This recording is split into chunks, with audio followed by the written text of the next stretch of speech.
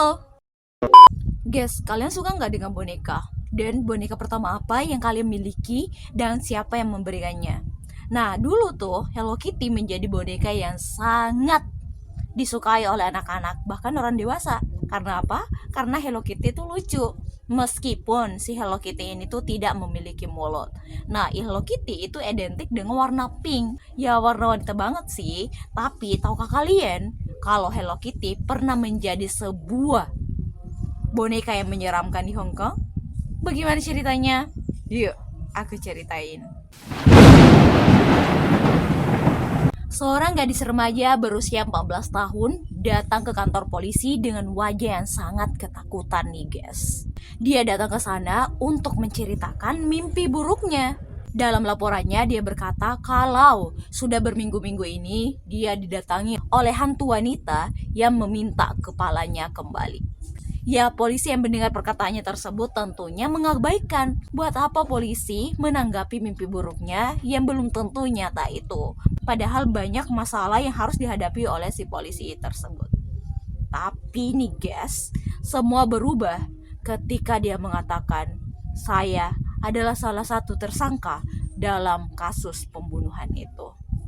Sontak, polisi kaget dan langsung mengatakan, oke, jika itu benar, maka tunjukkan buktinya.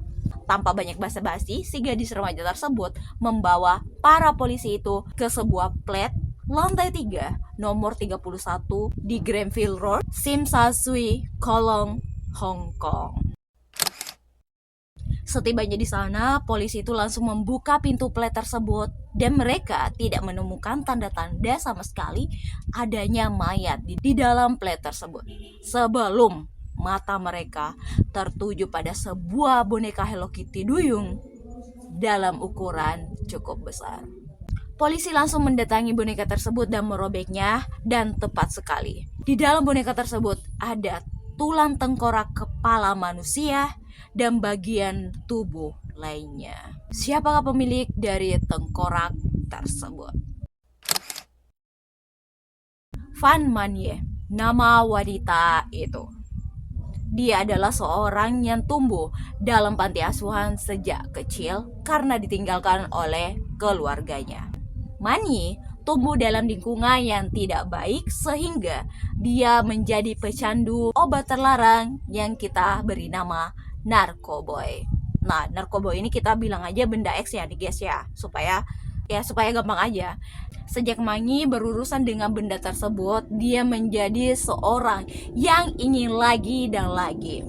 Namun, jika dia ingin menikmati benda tersebut, dia harus memiliki uang.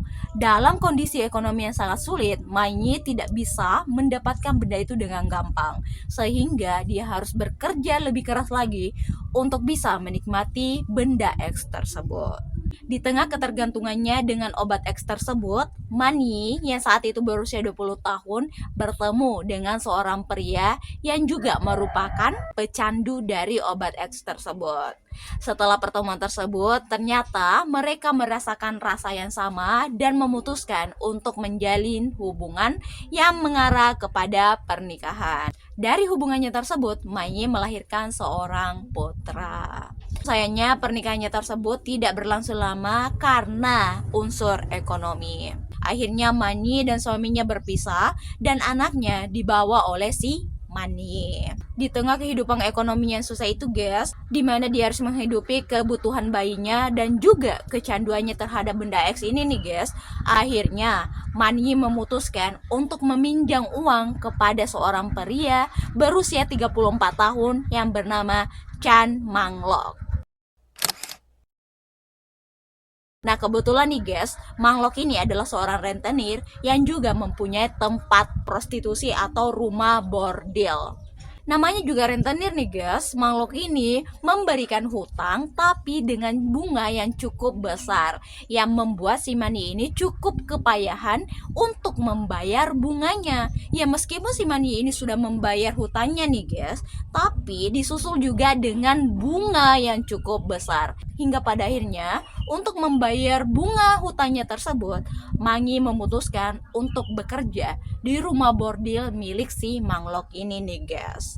Tapi meskipun dia bekerja, tetap saja tujuannya bekerja adalah untuk melunasi hutang-hutangnya, bukan untuk kehidupannya.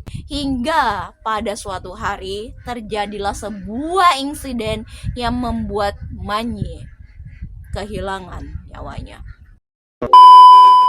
Saat itu nih guys, Chamanglok sedang tertidur. Manyi yang kesulitan dalam urusan keuangan melihat sebuah dompet milik si Chamanglok yang di dalamnya terdapat uang 4.000 dolar Hong Kong atau 9.000 dolar nih guys, antara itu. Nah, tanpa banyak basa-basi, Manyi pun mengambil dompet tersebut dan pergi. Setelah mencuri dompet tersebut, Manyi menghilang dari kehidupan si Chamanglok. Ya tentunya Chamanglok ketika kehilangan dompetnya tersebut, sebenarnya dia fine-fine aja. Dia tidak terlalu memikirkan hal tersebut. Cuman harga dirinya guys, harga dirinya yang merasa terinjak karena dia dicuri oleh bawahannya sendiri. Dan sejak saat itu juga Manyi tidak pernah datang lagi ke rumah bordil tersebut untuk bekerja.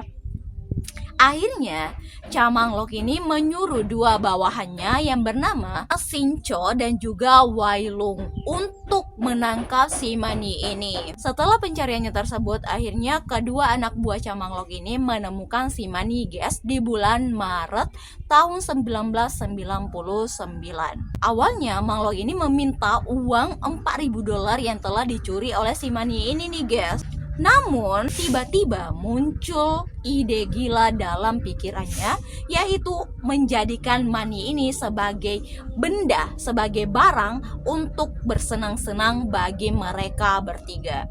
Akhirnya Chamanglok beserta dengan kedua anak buahnya tersebut membawa Manyi ke flat lantai 3 nomor 31. Jadi flat itu nih guys adalah milik si Chamanglok, tempat yang dia sewa sebagai markas berkumpulnya bersama dengan anggota gengnya yang lain. Nah, di sanalah Manyi diperlakukan habis-habisan, dipukuli, disuruh makan hal yang tidak boleh dimakan oleh manusia, disiksa dengan kawat, diikat, dan juga dipukul dengan menggunakan pipa. Setelah itu nih guys, ternyata si Sincho ini memiliki seorang pacar nih guys yang kita sebut saja namanya Ahfon. Nah, Ahfon ini adalah wanita remaja yang melapor kepada polisi tuh guys. Si Ahfon ini juga memutuskan untuk ikut-ikutan memukuli si Manyi. Namun berbeda dengan ketiga orang ini, Ahfon ini tidak terlalu sering melakukan pemukulan kepada si Manyi ini nih guys. Penyiksaan yang mereka lakukan kepada si Manyi ini nih guys terjadi selama 1 bulan lamanya, dari bulan Maret sampai April tahun 1999, hingga suatu hari Manyi menghembuskan napas terakhirnya. Nah, ketika si Manyi ini sudah meninggal nih guys, mereka bertiga yaitu Chamanglok dengan kedua anak buahnya ini langsung bingung guys. Loh, kok dia bisa meninggal padahal rencananya hanya mau digunakan untuk bersenang-senang?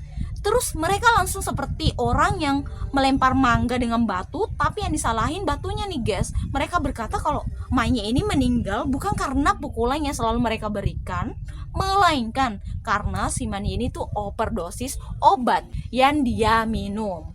Nah, setelah itu mereka pun mencari akal gimana caranya agar si Manyi ini tidak diketahui oleh orang karena baunya yang akan membusuk setelah beberapa hari jika hanya ditinggal di dalam flat tersebut. Muncul lagi ide gila dari mereka. Gimana kalau kita memasak jenazah si Manyi aja?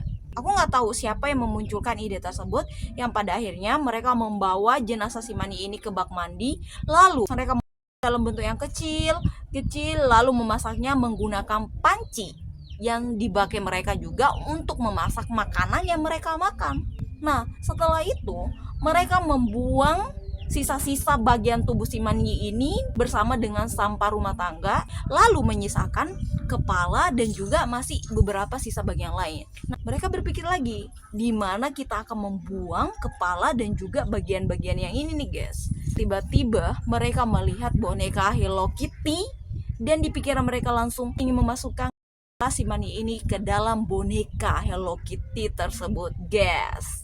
Jadi dalam boneka tersebut bukan semua tubuh si Mania nih guys, melainkan hanya beberapa bagian aja, karena yang lainnya tetap masih ada tuh bagian busa dari si boneka tersebut. Tapi agar si boneka ini bisa berdiri layaknya boneka, mereka juga memasukkan sebuah bantal nih guys, agar si boneka ini tuh tidak jatuh karena keberatan dari si Mani ini guys.